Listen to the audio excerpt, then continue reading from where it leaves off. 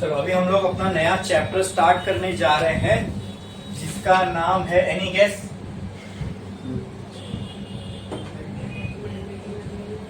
Magnetic.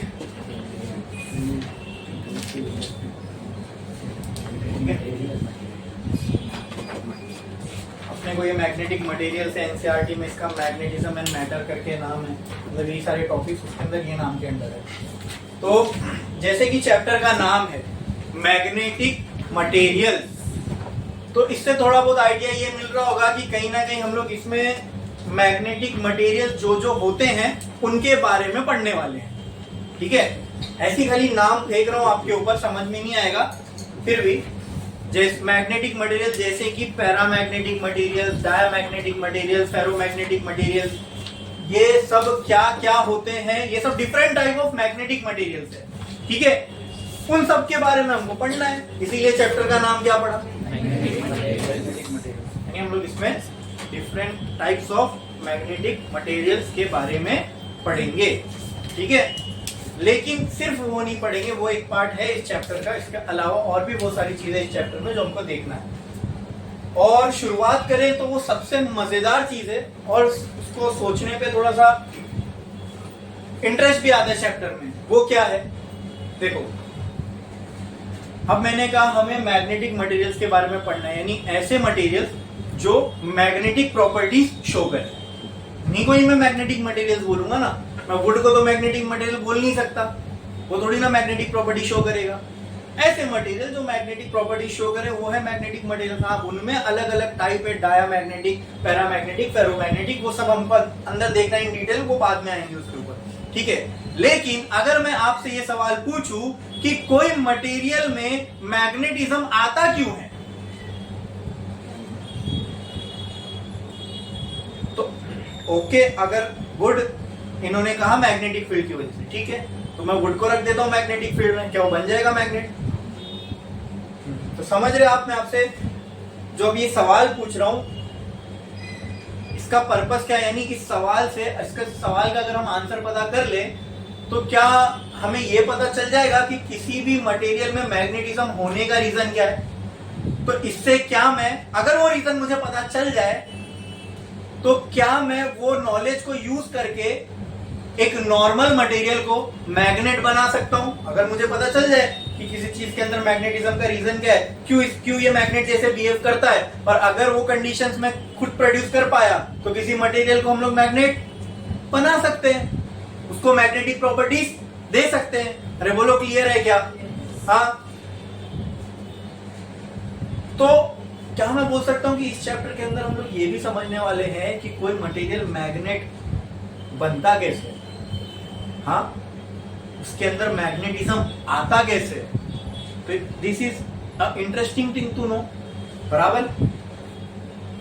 अगर हमको पता चले कि कोई मटेरियल में मैग्नेटिज्म क्यों होता है, या कैसे वो एक नॉर्मल मटेरियल से मैग्नेटिक मटेरियल बन जाता है, या मैग्नेटिक मटेरियल तो होगा ही तभी वो मैग्नेट बन सकता है, एक नॉर्मल मटेरियल से कैसे वो मैग्नेट में कन्वर्ट हो जाता है।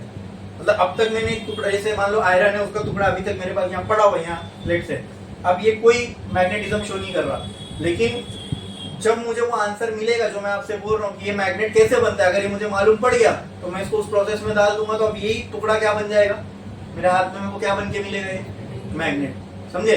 तो हम लोग इस चैप्टर में ये भी देखने वाले हैं कि कोई नॉर्मल मटेरियल को कैसे हम एक मैग्नेट में कन्वर्ट कर सकते हैं, और जब वो होगा तो उसके मटेरियल के अंदर क्या हो रहा होगा।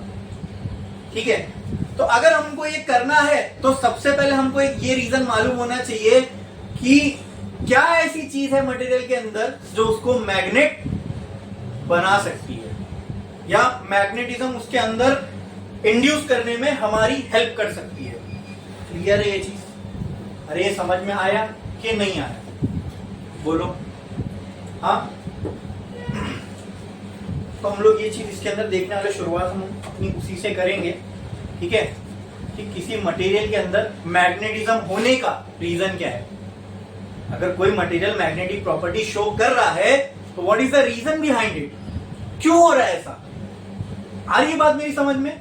सबसे पहले हम ये देखेंगे, फिर जंप करेंगे, फिर बाद में आएगा वो different types of magnetic materials. ठीक है, सबसे पहले ये मैग्नेटिज्म है ही क्यों मटेरियल के अंदर, ये सवाल से पर्दा हटाएंगे। ये समझा? क्लियर है ना? ये इंटरेस्टिंग बात है ना मालूम होने के लिए, और अच्छे से समझ में आएगा आगे की चीजें। क्लियर है? हाँ, चलो बढ़ते आगे।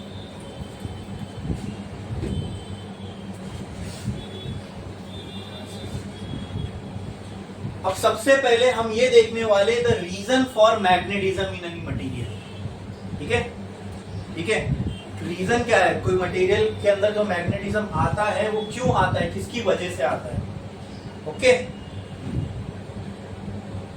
तो आप मुझे बताओ, मैं कोई भी एक मटेरियल लेता हूं, ठीक है, जो हमारे दिमाग में, जो हमारा दिमाग कहता है कि सर ये मैग्नेट जैसा बिहेव कर सकता है, ठीक है, तो कोई है ऐसा मटेरियल आपके दिमाग में कि अगर मैं उसको एग्जांपल अगर मैग्नेट के करीब भी लाऊं या मैग्नेट से चिपका दूं तो वो भी मैग्नेटिक प्रॉपर्टी शो करेगा? हाँ, आयरन। चलो हाँ, चलो एक बेसिक एग्जांपल है हमारे दिमाग में, आयरन। बचपन में देखा होगा किसी ने, या कॉइन वगैरह ये सब जब स्टिक करते तो उससे भी दूसरे कॉइन स्टिक होने लगते, मतलब वो भी मैग्नेट जैसा बिहेव कर रहा है। तो चलो हमारे दिमाग में एक है मटेरियल आयरन। ओके, तो मैंने एक आयरन का टुकड़ा लिया, तो अभी ऐसी आयरन को ही लेके चल देगी। अब इसमें ऐसी क्या चीज थी जिसने इसको मैग्नेट बना दिया? What is the reason, what is the reason behind the magnetism of iron? ये जो मैग्नेटाइज हुआ उसके पीछे इसका रीजन क्या है? मुझे बताओ। हर मटेरियल के अंदर सबसे छोटा यूनिट क्या होगा? क्या होगा? एटम। हर मटेरियल में प्रेजेंट है, इससे तो हम कोई डिनाई नहीं कर सकता। क्या ये बात क्लियर है? हाँ, तो आयरन में है, आयरन कुछ अलग है क्या? उसमें भी होगा। हाँ, ओके, तो आयरन के सबसे छोटे यूनिट पे आते हैं और उस पर थोड़ा सा डिस्कशन करते हैं। ठीक है, सबसे छोटा यूनिट आयरन का अगर मैं ब्लॉक ला के रख दूं आपके सामने, उसके अंदर सबसे छोटा यूनिट क्या हो सकता है? एटम। ठीक है, एक एटम की बात करते हैं। एक एटम है तो उसके अंदर क्या होगा? बीच में न्यूक्लियस, उसके अराउंड क्या होगा? क्या शेल के अंदर क्या रिवॉल्व कर रहे होंगे? क्या? बोलो, क्लियर है इतना? अब आयरन में कितने शेल होते हैं, कितने इलेक्ट्रॉन होते हैं, वो सब छोड़ दो। ठीक है, अभी फिलहाल मेरे को इससे कंसर्न है कि हाँ, मोटा मोटा अंदर ये पिक्चर होगी सर। सेंटर में न्यूक्लियस होगा, उसके आसपास इलेक्ट्रॉन रिवॉल्व कर रहे होंगे, क्योंकि जो एक इलेक्ट्रॉन के साथ होगा वही सारों के साथ हो रहा होगा। ठीक है, तो मैं एक की कहानी अगर हम समझ गए तो ही काफी है। ठीक है, मैग्नेटिज्म के समझने के। बोलो, क्लियर है? तो लेट्स से मैं मान लो इलेक्ट्रॉन इसके अंदर रिवॉल्व कर रहा है ऐसे ऐसे ऐसे ऐसे। ठीक है, अब आप मुझे बताओ, ये न्यूक्लियस तो है यहाँ पे, मैं इसको डिनाई नहीं कर रहा हूँ। ठीक है, लेकिन लेट से उसको सेंटर मान के इलेक्ट्रॉन उसके अराउंड घूम रहा है गोल गोल। तक क्लियर है? समझ में आया? ओके, क्या इलेक्ट्रॉनिक चार्ज है? चार्ज फ्लो होता है, तो फ्लो ऑफ चार्ज को हम क्या बोलते हैं? करंट। क्या बोलते हैं? करंट। ठीक है, तो अगर मान लो मैंने एक कॉपर की वायर लिया, ये तो हमने कर चुके ना, कॉपर की वायर, उसको अगर मैंने एक लूप बना दिया और उसके अंदर चार्ज फ्लो हो रहा है, तो वो क्या बन जाता है? करंट। तो क्या मैं उसको करंट कैरिंग लूप बोल सकता हूँ? तो क्या मैं इसको एक करंट कैरिंग लूप बोल सकता हूँ? तो मतलब हर एटम का शेल अपने आप में एक छोटा सा करंट कैरिंग लूप है। क्या है? Very good, very good. ठीक है, इसको मैं ऊपर से अगर देखूं, इसको मैं ऊपर से देखूं तो कुछ ऐसा दिखेगा, ये करंट कैरिंग लूप। हाँ हाँ, जिसमें इलेक्ट्रॉन ऐसे फ्लो हो रहा है तो करंट ऐसे फ्लो हो रहा होगा। हाँ, अरे बोलो, अरे बोलो, opposite to direction of electron. हाँ, now tell me, if there is a current carrying loop, ठीक है, does it behave like a dipole? Does it behave like a dipole? Which dipole? Electric dipole or a magnetic dipole? Magnetic dipole. Very good. और मुझे इसका direction चाहिए। Magnetic dipole का direction भी होता है, सिखाया था निकालना। कैसे निकाल सकते हैं मैग्नेटिक डाइपोल का डायरेक्शन? हाँ, मैग्नेटिक डाइपोल का डायरेक्शन, अच्छा सिंपल, डाइपोल का डायरेक्शन कहां से कहां होगा? कहां से कहां? कहां से कहां? कहां से? जोर से। कहां से? South to north. मैग्नेट में साउथ टू नॉर्थ होता है, और चार्जेस में चार्जेस में नॉर्थ साउथ कहाँ होता है भाई? Negative positive. चार्जेस में नेगेटिव टू। तो हम मैग्नेट की बात करें तो मैग्नेट में मैग्नेटिक डाइपोल का डायरेक्शन कहां पे होगा? From south to, from south to, from south to. तो अब मुझे पता लगाना है इसमें कहां साउथ है कहां नॉर्थ है। तो करंट कैरिंग लूप है, पता लगाना है कहां साउथ है कहां नॉर्थ है, तभी मैग्नेटिक डाइपोल का डायरेक्शन बना सकता हूं। तो क्या तरीका है वो फाइंड करने का? चेक करोगे कौन से साइड में क्लॉकवाइज करंट फ्लो हो रहा है, वो साइड हो जाएगा साउथ। फिर चेक करोगे कौन सी side north anti clockwise flow हो रहा है, वो साइड हो जाएगा। तो नॉर्थ साउथ मिल गया, नॉर्थ मिल गया, साउथ से नॉर्थ पे क्या होगा? मैग्नेटिक डाइपोल मोमेंट का डायरेक्शन।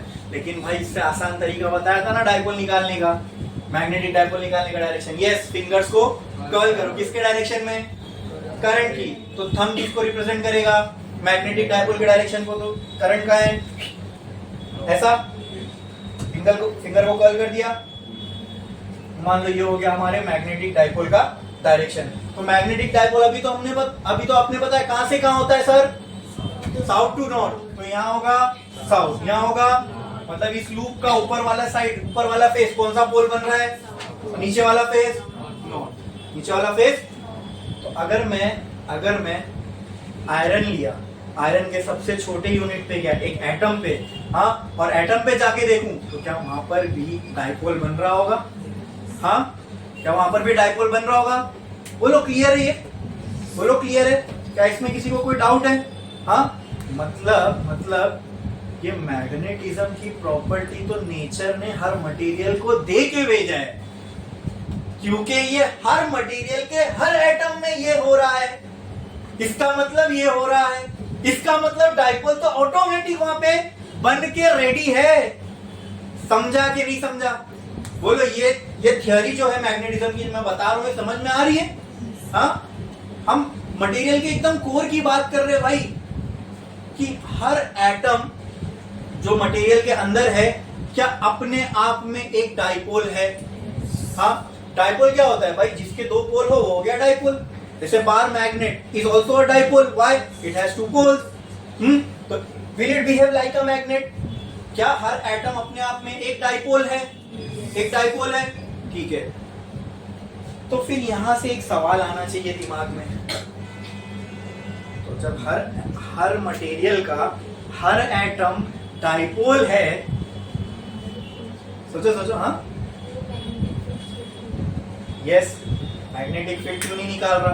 और सिंपल सी बात है, मैग्नेटिक फील्ड दिखती तो नहीं है, अट्रैक्ट क्यों नहीं कर रहा अपने आसपास? ये तो फिर तो दुनिया ऐसी कोलैप्स होकर चिपक के मर जाना चाहिए था सब।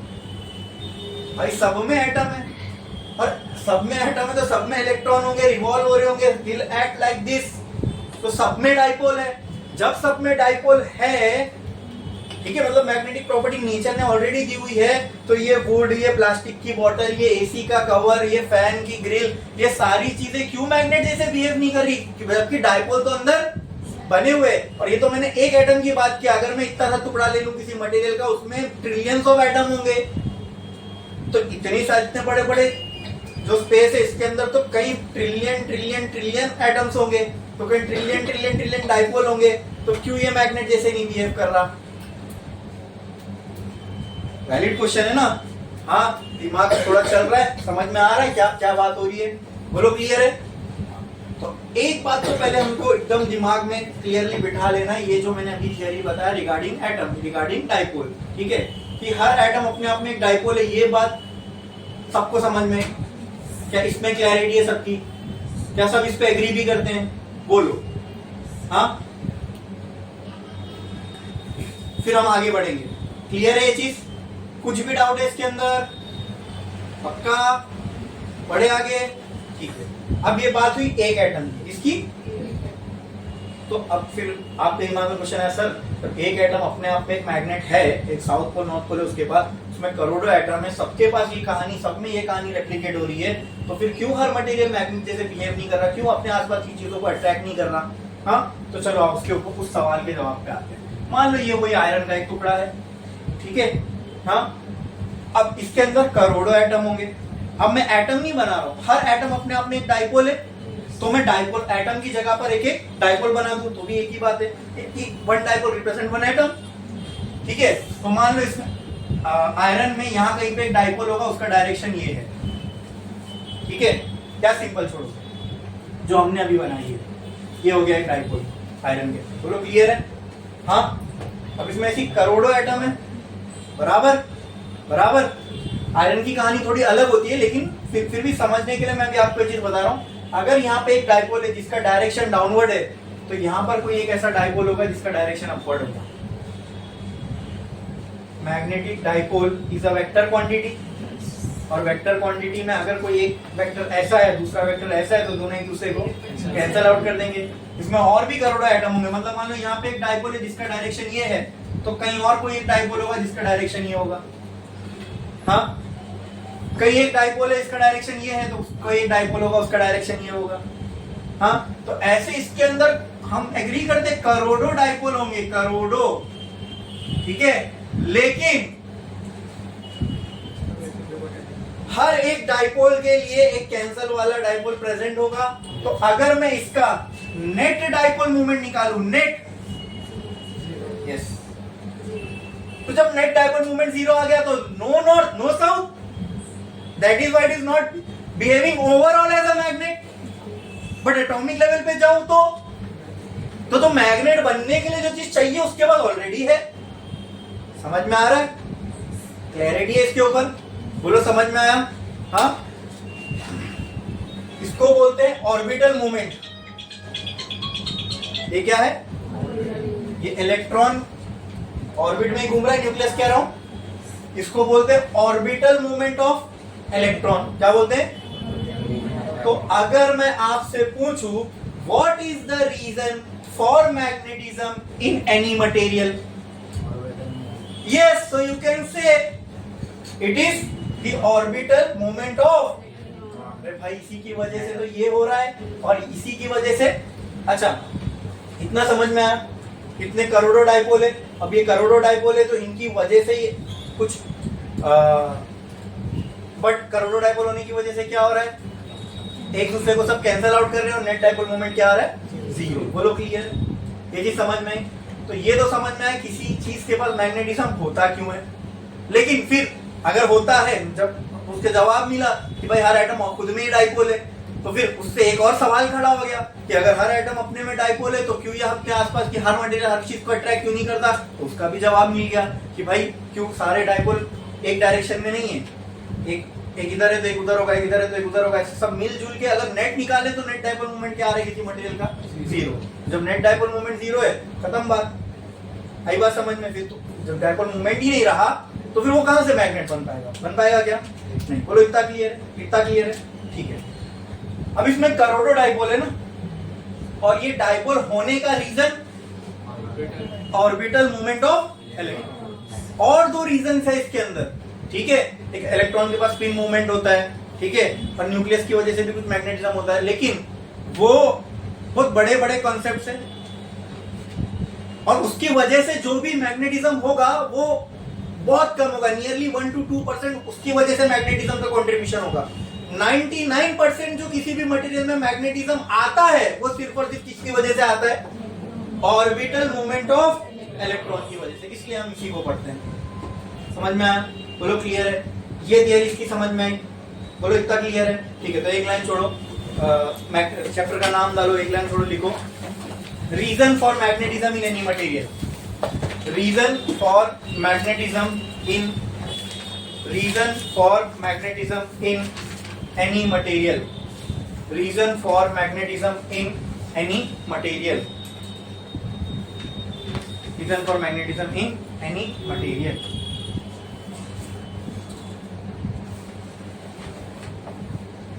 उसका फर्स्ट पॉइंट लिखो, फर्स्ट पॉइंट लिखो, if we observe atom of any material, if we observe atom of any material,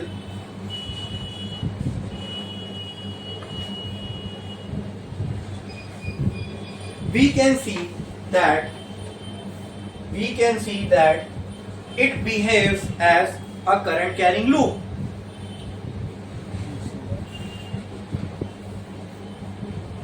If we observe atoms of any material, we can see that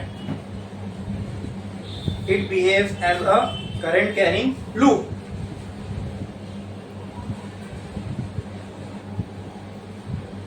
Next point, due to which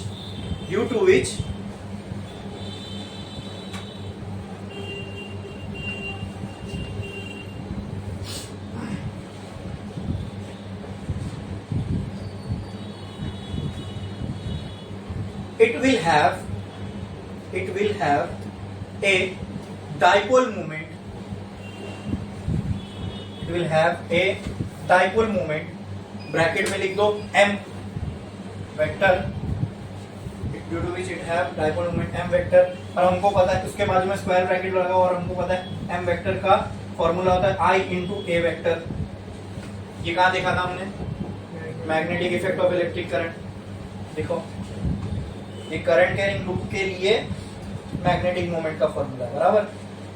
due to which it will have a dipole moment.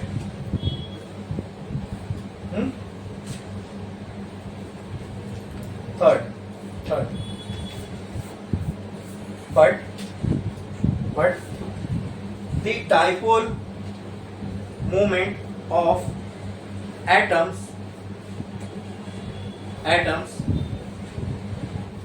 are in random directions, are in, है ना, सब कुछ भी direction में, are in random directions, due to which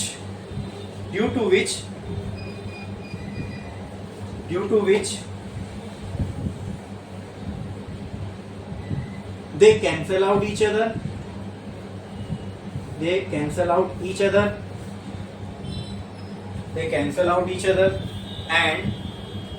and the net dipole moment of a material is zero.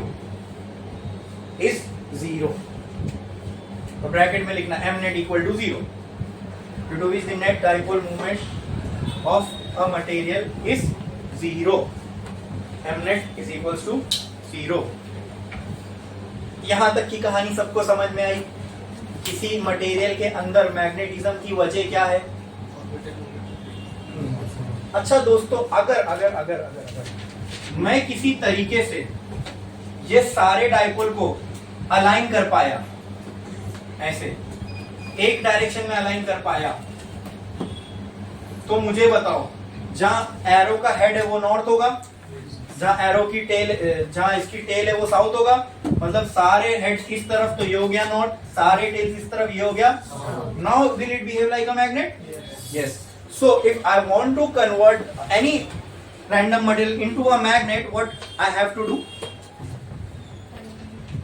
I have to align its dipole in same direction. करना पड़ेगा। अच्छा, अब इसका नेट डाइपोल मोमेंट 0 होगा, सारे तो इधर है, कैंसिल करने के लिए कुछ भी नहीं है। Now the net dipole moment will not be equal to 0, now this will behave like a magnet. ठीक है। तो अगर नेक्स्ट पॉइंट लिखो, 4th point, if we want to magnetize a material, then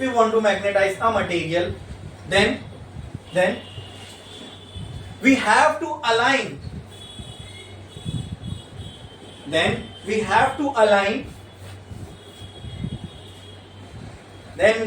align all the dipoles of the material in same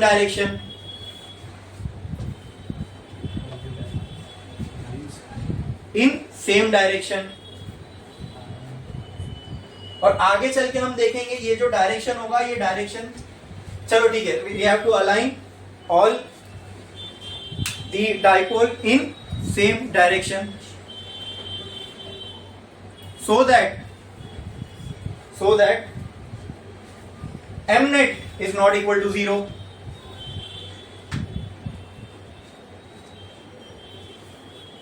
m net not equal to 0, not equal to, and the material will be magnetized.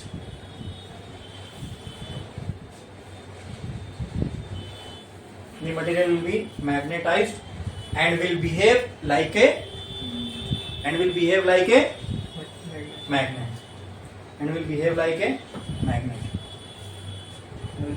a magnet. ठीक है, तो अब तक दोस्तों हमको क्या समझ में आया?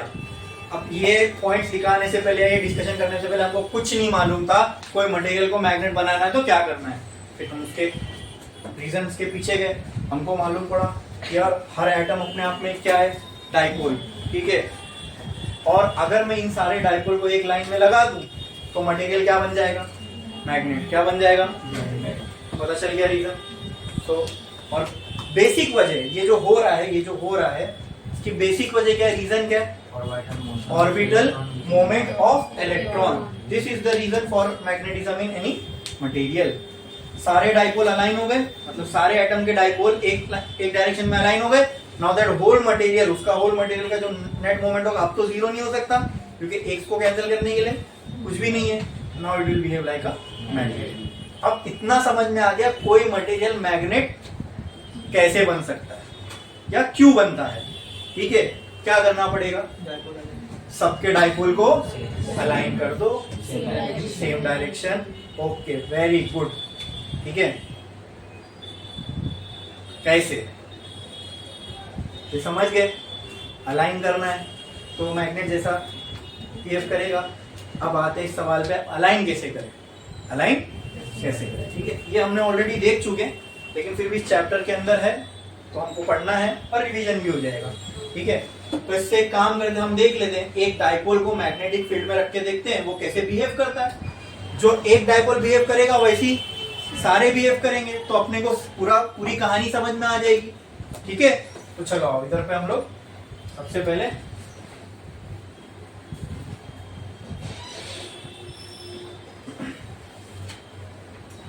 इसके नीचे नोट करके एक पॉइंट लिख दो, नोट, एक लाइन छोड़ो, लिखो note.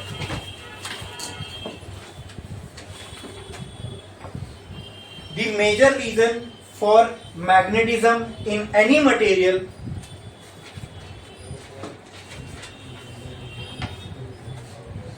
is orbital motion of electron, ठीक है। वो डायग्राम हमका तो बना लो, ये देखो ये, ठीक है। ये इलेक्ट्रॉन का मोशन लेट से, तो करंट का जो डायरेक्शन होगा इसके करस्पॉन्डिंग ऐसा, करंट का डायरेक्शन ऐसा तो मैग्नेटिक डाइपोल का डायरेक्शन ऐसा। ये नॉट, ये सब बना लो साइड में छोटा सा, सेल्फ स्टडी करोगे समझने में आसानी होगी। इसका जो करस्पॉन्डिंग पॉइंट है वो हमने ऊपर तो लिख ही दिया है, if we observe atom, electron, ये वो सब कुछ, ठीक है।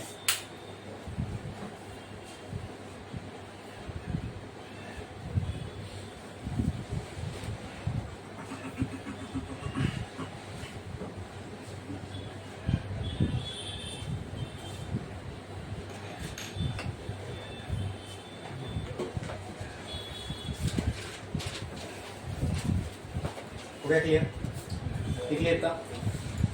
एक लाइन थोड़ा स्टार्ट करो, लिखो behaviour of a dipole in uniform magnetic field, in uniform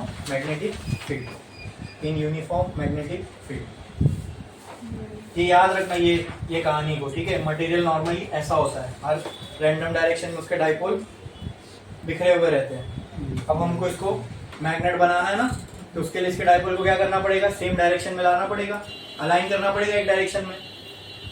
फिर मैंने आपसे सवाल पूछा कैसे करोगे, अब उसी कैसे का जवाब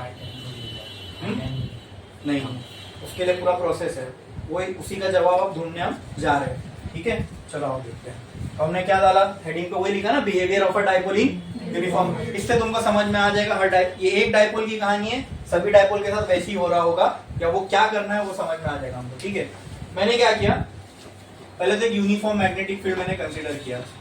यूनिफॉर्म मैग्नेटिक फील्ड का मतलब straight, equidistance, parallel magnetic field lines represents uniform magnetic field. इसमें मैंने एक डाइपोल रख दिया, मतलब बार मैग्नेट, एक बार मैग्नेट रख दिया। चलो यहाँ पर रख दिया मैंने एक बार मैग्नेट, ओके। ये हो गया मैग्नेट का नॉर्थ पोल, ये हो गया मैग्नेट का साउथ पोल। तो अगर मैग्नेटिक फील्ड ऐसी जा रही है तो यहाँ मैग्नेटिक फील्ड का होगा नॉर्थ पोल और यहाँ पे होगा साउथ पोल। बोलो इसकी वजह से इस डायपोल पे क्या लगेगा? अच्छा, इस डायपोल का जो डायपोल मोमेंट होगा उसकी डायरेक्शन क्या होगी? South to north. तो ये हो गया मैग्नेटिक डायपोल मोमेंट का डायरेक्शन, ये प्रॉपर सही है। हाँ, now we are observing the behaviour of a dipole in a magnetic field. बोलो क्लियर है ये? हाँ, समझ में आया? तो बोलो इस पे क्या लगेगा? इसके साथ क्या होगा? Yes, very good. ये रोटेट होना चाहेगा, ये नॉर्थ ये इसको दूर फेंकना चाहता है, ये इस पर फोर्स लगेगा इस साइड, मैग्नेटिक फोर्स। यस, ये साउथ है इसको दूर फेंकना चाहेगा, इसके करीब जाना चाहेगा, इस पर फोर्स लगेगा एफ मैग्नेटिक इस साइड। तो will this have a tendency to rotate? हाँ हाँ। चलो इसके बाद की कहानी मैं यहाँ बनाता हूँ। मान लो ये इधर, ये इधर, ये इधर, ये इधर। Let's say at any time t this dipole got displaced like this, है ना? कभी तो भी इसकी पोजीशन ऐसी होगी ना भाई, एक रैंडम पोजीशन पे एग्जामिन करते हैं हम इसको, ठीक है? तो बिहेवियर और अच्छे से समझ में आएगा। ये हो गया इसके मैग्नेटिक मोमेंट का डायरेक्शन, ठीक है? ये तो था नॉर्थ, ये साउथ, ये हो गया मैग्नेटिक फील्ड का डायरेक्शन, ठीक है? बोलो क्लियर है? ओके। तो पहले ये इसको समझ लो, पहले ये ऐसा था, ये थी इसकी पोजीशन 1, बाद में ये ऐसा हो गया, ये हो गई इसकी पोजीशन 2।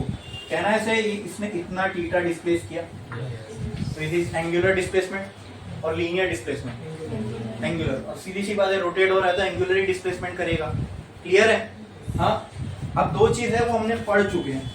क्या पढ़ चुके हैं वो बताओ मेरे को। हाँ, torque acting on a dipole kept in uniform magnetic field. पता उसका फॉर्मूला क्या था? हाँ, M multiplied by B. M Multiplied by B. Very good, M right, very good, MB sin theta. Now tell me what is the potential energy for a dipole kept in uniform magnetic field?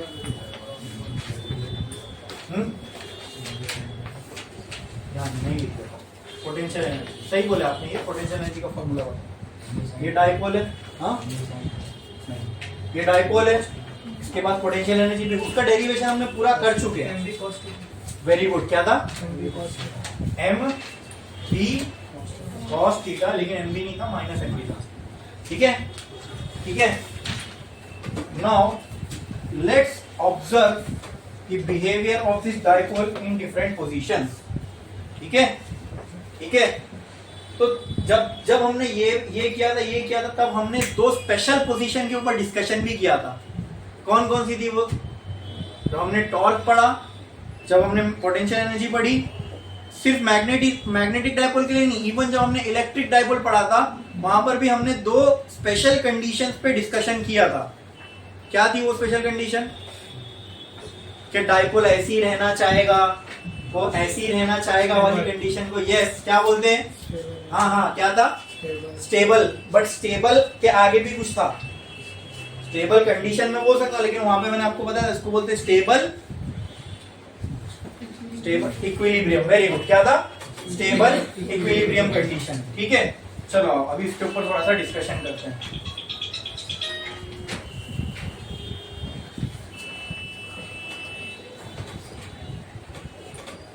Stable equilibrium condition करें? एक काम करते हैं हम लोग, ये position imagine करता हूं मैं। मान लो इसके ऊपर फोर्स लगा होगा, ये ऐसा रोटेट होने की इसकी टेंडेंसी है। ठीक है, तो लेट्स से मैं एज्यूम करता हूं ये है मैग्नेटिक फील्ड लाइन, और जो मेरा मैग्नेट है वो ऐसे अलाइन हो गया। ये हो गया नॉर्थ पोल इसका, ये हो गया साउथ, ये हो गया मैग्नेटिक मोमेंट का डायरेक्शन। ठीक है, ये मैग्नेटिक फील्ड का नॉर्थ, ये मैग्नेटिक फील्ड का साउथ, ये मैग्नेटिक फील्ड का डायरेक्शन। बोलो क्लियर है? हाँ। Now tell me what is theta here? Angle between M and B. इस केस में ठीक है, थीटा की वैल्यू आपको क्या दिख रही है? 0। Very good. Here theta is equal to 0। Therefore torque acting कितना होगा बताओ? Torque acting on a dipole इस वक्त क्या होगा, mb sin 0, तो टॉर्क विल बी 0.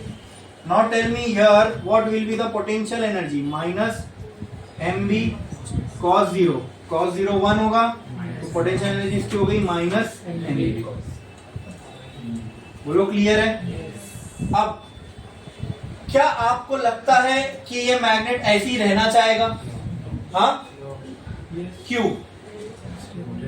मैग्नेट का नेचर क्या है, डाइपोल का नेचर क्या है? यहाँ नॉर्थ है, यहाँ नॉर्थ है, नॉर्थ नॉर्थ से दूर रहना चाहता है, नॉर्थ साउथ के करीब रहना चाहता है, साउथ साउथ से दूर रहना चाहता है, साउथ नॉर्थ के करीब रहना चाहता है. तो हर तरीके से तो ये पूरी फेवरेबल कंडीशन है इसके डाइपोल को ऐसा रहने के लिए. तो क्या डाइपोल ऐसा रहना चाहेगा? जब ये ऐसा रहना चाहेगा तो इसके लिए क्या ये कंडीशन स्टेबल कंडीशन होगी? हाँ. अच्छा, अब आते हैं फोर्स के ऊपर. देखो देखो देखो फोर्स, ये था Fm, इस मतलब यहाँ नॉर्थ है तो नॉर्थ में इस साइड पे लगेगा फोर्स Fm, साउथ है, साउथ साउथ से दूर भागेगा तो यहाँ पे फोर्स लगेगा Fm. तो यहाँ पे नेट फोर्स क्या है, F नेट की वैल्यू भी क्या आ रही है, 0 आ रही है. चलो यहाँ ऊपर ही लिखता हूं, F net is equal to, यहाँ पे F नेट 0 है, टॉर्क नेट टॉर्क 0 है. ठीक है, तो जब किसी बॉडी पे लगने वाला नेट फोर्स और नेट टॉर्क 0 हो, इसका मतलब वो किसमें, इक्विलिब्रियम में. किसमें? तो क्या मैं बोल सकता हूँ इस वक्त ये डाइपोल इक्विलिब्रियम में? और कैसा इक्विलिब्रियम? स्टेबल. ऐसा है और ऐसी ही रहना चाहेगा. तो ऐसा है और ऐसी ही रहना चाहेगा मतलब ये स्टेबल है, इसको ऐसे ही रहना है, इसमें कोई अपने आप में चेंज नहीं चाह रहा. तो ये कंडीशन इसके लिए क्या है? तो इस कंडीशन को हम बोलते हैं स्टेबल इक्विलिब्रियम कंडीशन. बोलो क्लियर है? पूरा समझ में आएगा स्टेबल इक्विलिब्रियम कंडीशन क्या है? हाँ, ये बोलो. ठीक है. एक और इक्विलिब्रियम कंडीशन होगी दोस्तों, ठीक है, वो भी हम देख लेते हैं.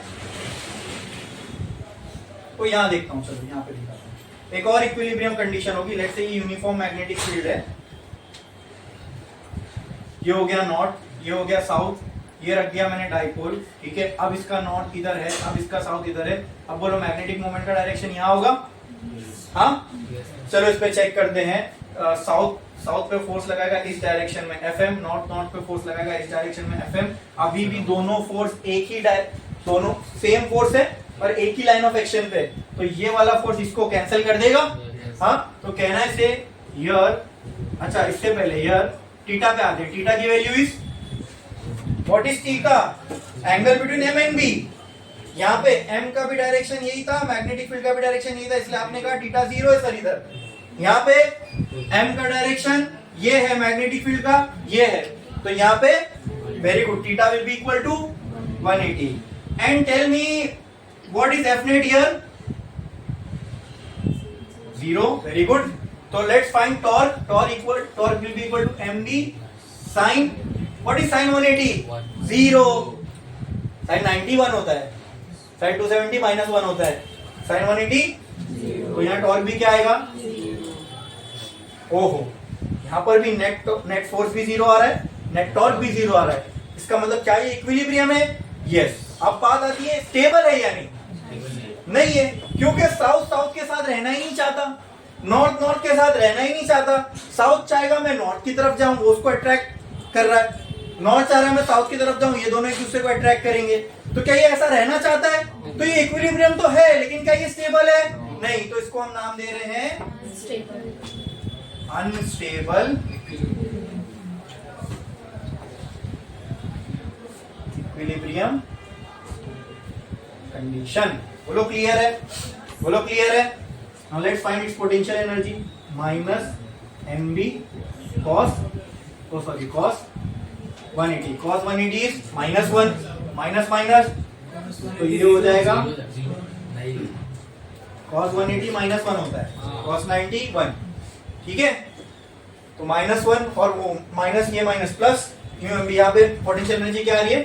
पॉजिटिव. क्या आ रही है? पॉजिटिव. क्या बात है यार, इस इक्वेशन की खूबसूरती देखो और उसको थोड़ा सा समझो कि अपने से कहना क्या चाहता है. हाँ, फिर मैं एक बीच वाला केस बताऊंगा, उससे फिर और सारे डॉट्स कनेक्ट हो जाएंगे। आप समझना, इससे तुमको डायपोल का बिहेवियर समझ में आएगा, उसको मैग्नेटिक फील्ड में रखने से क्या होता है, वो क्या करना चाहेगा अगर मैं उसको मैग्नेटिक फील्ड में छोड़ दूं। अपने आप होगा ये सब, मैंने कुछ नहीं किया, मैंने सिर्फ छोड़ दिया, वो खुद करेगा। इक्वेशंस कह रही है कैसे, आओ देखते हैं। देखो, जब ये स्टेबल इक्विलिब्रियम में था तो क्या इसको ये पोजीशन से हटना है? तो क्या इसके बाद एनर्जी रहना चाहिए? अरे भाई एनर्जी कब चाहिए? जब मुझे मोशन करके कोई और स्टेट में जाना है। जब मुझे जाना ही नहीं है तो उस केस में मेरे पास एनर्जी ना के बराबर हो या नेगेटिव में भी हो तो चलेगा। यहाँ पे देखो एनर्जी मिनिमम माइनस में, हाँ यानी मिनिमम मतलब 0 से भी नीचे चला गया मैं। आई बात समझ में? अच्छा, ये और ऐसा होना भी चाहिए था। क्यों? क्योंकि ये ऐसी कंडीशन में जिसमें ये रहना चाहता है तो ऑटोमेटिकली इक्वेशन हमें कह रही है कि हम एनर्जी जो होगी वो मिनिमम होगी, ना के बराबर चाहिए ही नहीं है। ठीक है, वहां पे एनर्जी, अच्छा ये ऐसा रहना चाहेगा नहीं, तो ऐसा नहीं रहना चाहेगा तो जैसा रहना है वहां वो कंडीशन में जाने के लिए इसको पूरा एक मोशन करना पड़ेगा। उस मोशन के लिए क्या चाहिए? एनर्जी। तो क्या यहाँ पोटेंशियल एनर्जी मिल रही है? हाँ, अब यही एनर्जी में से जब ये मोशन करने लगेगा ये एनर्जी काइनेटिक में कन्वर्ट हो जाएगी, और जब ये यहाँ पहुंच जाएगा, ठीक है, वो सारी एनर्जी क्या हो गई? यूटिलाइज। फिर एनर्जी है, बोलो क्लियर है? फिर अब ये ऐसी रहना चाहता है, यहाँ उसको एनर्जी की जरूरत ही नहीं है। तो अगर मैंने देखा कि अगर मैं कोई भी कंडीशन में इसको छोड़ दूं, ठीक है, डाइपोल को मैग्नेटिक फील्ड में, ये क्या करना चाहेगा? स्टेबल होना चाहेगा। Yes yes. और स्टेबल कैसे होगा ये? स्टेबल कैसे होगा बोलो? मिनिमम पोटेंशियल एनर्जी अचीव करके, या फिर मैं ये भी बोल सकता हूं कि ये स्टेबल होने के लिए मैग्नेट चाहेगा कि वो अपने डाइपोल मूवमेंट का डायरेक्शन मैग्नेटिक फील्ड के साथ अलाइन कर ले। यहां यही तो हो रहा है। हाँ, मुझे अब ये तो इक्वेशन बता रही है ना, लेकिन होते हुए दिखेगा। तो अगर मैं बोलूं दिखने में क्या हो रहा है, दिखने में ऑब्जर्वेशन में क्या हो रहा है, समझ में आ रही है मेरी बात? ऑब्जर्वेशन में तुमको तो इक्वेशन बनती हुई नहीं दिखेगी ना, ऑब्जर्वेशन में तुमको इसका मोशन दिखेगा। तो तुम क्या ऑब्जर्वेशन से क्या कंक्लूजन निकालोगे कि सर वो अनस्टेबल इक्विलिब्रियम है, वो क्या होना चाहेगा? तो स्टेबल होगा। तो मैं बोल सकता हूं स्टेबल होने के लिए ये डाइपोल ट्राई करेगा कि अपना डाइपोल मूवमेंट को अलाइन कर ले। किसके साथ अलाइन कर ले? तो अगर ये हो गया तो ऑटोमेटिकली ये कंडीशन अचीव हो जाएगी स्टेबल की। क्या ये बात समझ में आ रही है? तो कहना है in order to attain stable equilibrium a dipole will try to align its dipole movement with the direction of external magnetic field। ऐसा बोलो, मैग्नेटिक फील्ड नहीं, इसके पास भी एक मैग्नेटिक फील्ड हो। तो यहाँ पिक्चर में दो मैग्नेटिक फील्ड है, एक मैग्नेट की और एक जो मैग्नेट के बाहर रखे हैं, and that is, so we have to be clear in our words। ठीक है, फिर से मैंने एक मैग्नेट का फेंक दिया। कहां पे? एक्सटर्नल मैग्नेटिक फील्ड में। तो क्या होगा? खुद ब खुद क्या होगा? The dipole will try to attain stable equilibrium, and how will it do that? By aligning its dipole movement with the direction of external magnetic field। बराबर बोलो क्लियर है? इसका मतलब जो एक्सटर्नल मैग्नेटिक फील्ड का जहां नॉर्थ होगा वो हमारे मैग्नेट का साउथ होगा, और जहां एक्सटर्नल का साउथ होगा वो हमारे का। तो automatically dipole movement external magnetic field के साथ अलाइन हो जाएगा। क्या ये क्लियर है? चलो अब बीच की कोई एक पोजीशन ले लेते हैं। हाँ, बीच की कोई एक पोजीशन, वो तो इक्विलिब्रियम नहीं होगा लेकिन उससे हमको और क्लैरिटी मिल जाएगी। मैंने क्या किया, ये नॉर्थ ये साउथ, अब डाइपोल मूवमेंट का डायरेक्शन ये है, अब मैग्नेटिक फील्ड का डायरेक्शन ये है, ये हो गया नॉर्थ, ये हो गया साउथ। यहाँ पे अब लगेगा FM, यहाँ पे अब लगेगा FM। बोलो क्लियर है? हाँ, क्या अब नेट फोर्स 0 है? नहीं, बट और here tell me what will be theta? 90 F net is not equal to 0। हाँ, टॉर्क की क्या कहानी है? Torque will be equal to mb sin 90। sin 90 क्या होता है? 1। तो ये हो जाएगा mb, मतलब यहाँ देखो ये यहाँ टॉर्क होना भी नहीं चाहिए था 0, यहाँ टॉर्क होना भी नहीं चाहिए था, क्योंकि ये तो वो पोजीशन है जब ये घूम रहा होगा, ये बीच की कोई पोजीशन है। हमारे दिमाग ने लॉजिकली ये सोचा यहाँ टॉर्क 0 नहीं होना चाहिए। क्या इक्वेशन भी उसको जस्टिफाई कर रही है? क्या यहाँ टॉर्क 0 हो रहा है? नहीं हो रहा है। वेरी गुड, ठीक है। अब आते हैं तो क्या यहाँ, अब ये अगर मोशन में है तो क्या यहाँ पोटेंशियल एनर्जी नेगेटिव होनी चाहिए? हाँ, क्या मैक्सिमम होनी चाहिए? यस, क्या होनी चाहिए? क्योंकि वो सारी एनर्जी कहाँ किसमें गई होगी? नहीं, मोशन में ना, कोई और फॉर्म में रही होगी। चलो आओ देखते हैं। Mu is equal to minus M B cos 90 is 0। तो ये अब यहाँ पोटेंशियल एनर्जी दिख ही नहीं रही है। क्यों नहीं दिख रही है? क्यों? हाँ, तो अब समझो अब इस चीज को, ये ऐसा था, ठीक है, इसको हमने मोशन दिए, ये सारी पोटेंशियल एनर्जी इस केस में यहां से यहां आने में पोटेंशियल एनर्जी हो गई खत्म। अब जब यहां से यहां, ये सॉरी, ये थी अनस्टेबल, ये थी, ये उल्टा है ना, नॉर्थ ऊपर है ना, ये ऐसा करूंगा तब तो नॉर्थ ऊपर आएगा, ये ऐसा करूंगा तो साउथ ऊपर आ जाएगा इसका। हाँ, यहाँ पे एनर्जी क्या थी?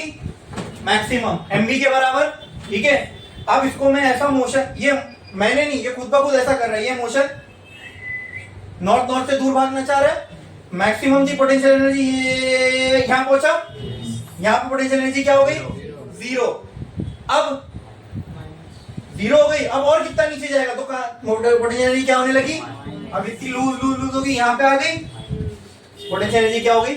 नेगेटिव हो गई। आई बात समझ में? बराबर। और यही कंडीशन पे रहना चाहेगा। बोलो क्लियर है? तो इस सब से दोस्तों पूरी कहानी से हमको ये समझ में आया कि अगर हम किसी डाइपोल को एक्सटर्नल मैग्नेटिक फील्ड में रखते हैं तो वो कैसे बिहेव करेगा। कैसे करेगा? कैसे करेगा? कैसा भी रहने दो, it will try to align its dipole movement with the direction of. अब आ जाओ उस छोटे से आयरन के टुकड़े पे। ये था वो आयरन का टुकड़ा, ठीक है, या कोई भी मटेरियल का एक टुकड़ा। इसमें मैग्नेटिक डाइपोल मूवमेंट ऐसे ऐसे ऐसे ऐसे ऐसे रैंडमली कोई भी डायरेक्शन में थे, तो इसकी वजह से इसका जो नेट डाइपोल मूवमेंट था वो क्या आ रहा था? 0। अब मैंने क्या किया, यहां पर एक यूनिफॉर्म मैग्नेटिक फील्ड रखा, एक्सटर्नल है जो, ठीक है। मैंने इस मटेरियल के टुकड़े को लिया और एक्सटर्नल मैग्नेटिक फील्ड में रख दिया। ये लो, रख दिया। ये एक डाइपोल का बिहेवियर ही देखा हमने मैग्नेटिक फील्ड में। क्या हर एटम अपने आप में एक डाइपोल है? क्या वो हर एक डाइपोल इसके मुताबिक बिहेव करेगा? And what will it try to do? वो कैसे? It will try to align, यानी ये सारे डाइपोल अपना मैग्नेटिक डाइपोल मूवमेंट किसके साथ अलाइन करने की कोशिश करेंगे? व्हाई? यस, ये इंपॉर्टेंट है, ठीक है। मैं बोल दिया इसलिए नहीं हो जाएंगे, उसका पूरा रीजन अभी हमने समझा, ठीक है। हर डाइपोल को, हर एक डाइपोल को स्टेबल होना है, तो वो स्टेबिलिटी के लिए क्या करेगा? अपने डाइपोल मूवमेंट को अलाइन करेगा, और उसके लिए एक्सटर्नल मैग्नेटिक फील्ड ही चाहिए ना भाई। बिना एक्सटर्नल मैग्नेटिक फील्ड के ये हो सकता है क्या? नहीं। आई बात समझ में? हाँ। अब इसका नेट डाइपोल मूवमेंट 0 होगा, is not equal to 0, so now it became a magnet. आई बात समझ में? हाँ, इसीलिए ये समझना जरूरी है। डाइपोल, मैंने वही बोला ना कि ये डाइपोल को अलाइन करना है, इस पे तो हम आ गए थे। डाइपोल अलाइन होगा तो ये मैग्नेट कैसे बिहेव करेगा। फिर मैंने पूछा कि अलाइन होंगे कैसे, आप समझ में आया? उसके लिए हमने डाइपोल का बिहेवियर समझा, एक्सटर्नल मैग्नेटिक फील्ड में क्या होगा। तो हर एक एटम अपने आप में डाइपोल है, जैसा एक डाइपोल बिहेव करता है मैग्नेटिक फील्ड में, वैसे ये सारे करेंगे। हो गई ये अलाइन। आई बात समझ में? बन गया ये मैग्नेट। बोलो क्लियर है? समझ में आया? जिसका हेड वाला साइड ये हो गया नॉर्थ, ये हो गया साउथ। बोलो क्लियर है? हाँ। फिर कुछ सवाल आ रहा है दिमाग में? मैंने इसको निकाल लिया मैग्नेटिक फील्ड से बाहर, आप बताओ। अलाइन तो था ना, किसकी वजह से था? अरे भाई ये अलाइनमेंट तो इसकी मैग्नेटिक फील्ड एक्सटर्नल में रखने से होगी ना। अब ये आपके दिमाग में आना चाहिए था ये सवाल कि सर अब एक काम करते हैं, अपन इसको मैग्नेटिक फील्ड से निकाल देते हैं। अब हो जाएगा वापस वैसी, कैसी रहेगा, मैग्नेट बना रहेगा। तो हम लोग जो दुकान से लाते हैं मैग्नेट, वो मैग्नेट जैसा बिहेव करता है, इसका मतलब उसके अंदर सारे उसके एटम के सारे डायपोल एक डायरेक्शन में अलाइन है, बना रहेगा। उसका नाम सुना इलेक्ट्रोमैग्नेट का। वो एक टाइम पे अट्रैक्ट करता है फिर छोड़ देता है, तो फिर वो क्यों नहीं बना रहता। तो इसी ये साइंस समझ लिया आपने किसी मटेरियल के मैग्नेट बनने के पीछे। अब वो बना रहेगा या नहीं बना रहेगा वो डिपेंड करता है कौन सा मटेरियल है, डायामैग्नेटिक है, पैरा है कि फेरो है। आई बात समझ में। कुछ मटेरियल होते हैं जो मैग्नेटिज्म को रिटेन कर लेते हैं। रिटेन का मतलब क्या, वही मेरे सवाल का जवाब। रिटेन का मतलब ये अगर इसको बाहर निकाल लो तो भी इसके डायपोल डिसअलाइन नहीं होंगे, मतलब इसने मैग्नेटिज्म को रख लिया। आई बात समझ में। कुछ मटेरियल ऐसे होते हैं जिनको आप मैग्नेटिक फील्ड से बाहर निकाल लो तो जो जैसे पहले थे वैसे हो जाएंगे, ठीक है। तो जो मतलब उन्होंने मैग्नेटिज्म को रिटेन नहीं किया। तो based on these characteristics these materials are divided into 3 different types, dia, para, ferro. तो फेरो वाले जो होते हैं उनमें से कुछ मटेरियल ऐसे होते हैं जो रिटेन कर लेते हैं, पैरा वाले रखने तक करेंगे, निकालने पे फिर वैसी हो जाएंगे, और डाया तो अलग ही बिहेव करता है, ठीक है। तो उसके स्पेसिफिक बिहेवियर को हम देखने वाले हैं, लेकिन अभी ये समझना इंपॉर्टेंट था किसी मटेरियल में मैग्नेटिज्म को डाला कैसे जाता है। ये सबको समझ में आया एकदम क्लैरिटी से। क्या इसमें किसी को कोई डाउट है?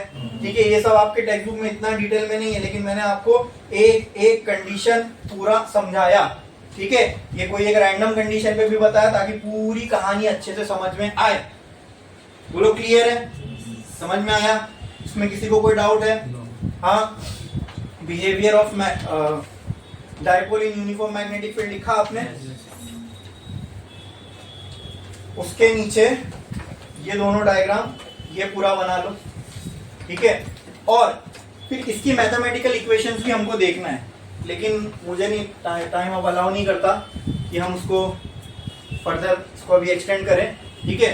तो ये भी अपने आप में टॉपिक जो पूरा कंप्लीट हो गया, तो उसका वो अब अगला स्टेप है, इसके रिलेटेड जितनी मैथमेटिकल इक्वेशंस है वो देखना है, तो हम करेंगे नेक्स्ट लेक्चर में। आज के लिए बस इतना है।